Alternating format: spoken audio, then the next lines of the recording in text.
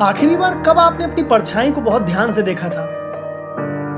याद नहीं आ रहा?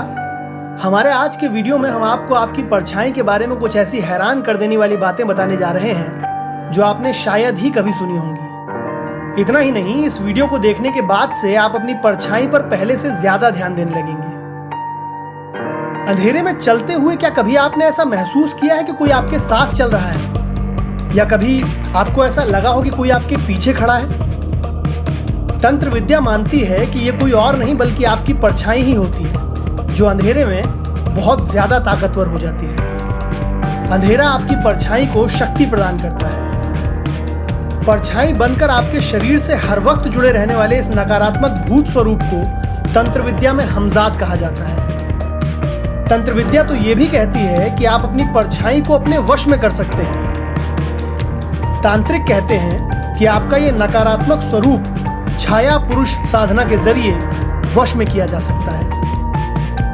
वो मानते हैं कि आपके शरीर की छाया आपका ही भूत स्वरूप है और आप इसे नियंत्रित कर सकते हैं। वो ये भी कहते हैं कि एक बार ऐसा कर लेने के बाद आपकी परछाई आपके जीवन में होने वाली हर घटना के बारे में आपको पहले ही सूचित कर देती है।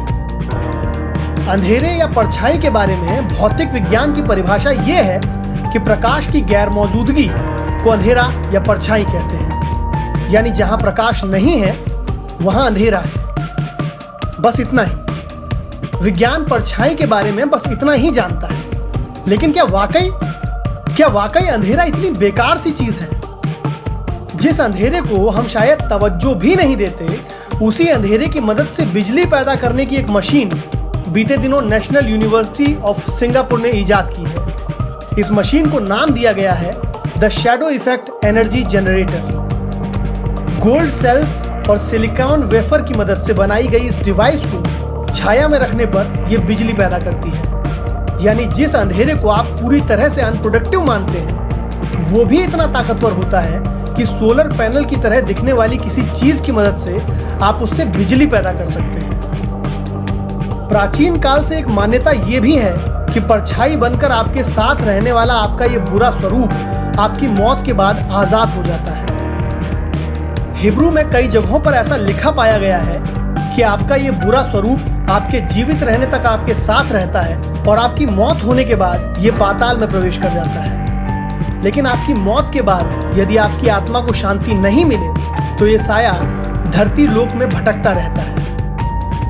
अगर अभी भी आपको यह लगता है कि आप और आपकी परछाई एक दूसरे से जुड़े हुए हैं, तो एक और दिलचस्प किस्सा सुनिए। हिरोशिमा में पिछले 75 सालों से एक परछाई सीढ़ियों के किनारे नजर आती है। कोई शरीर नहीं, सिर्फ परछाई।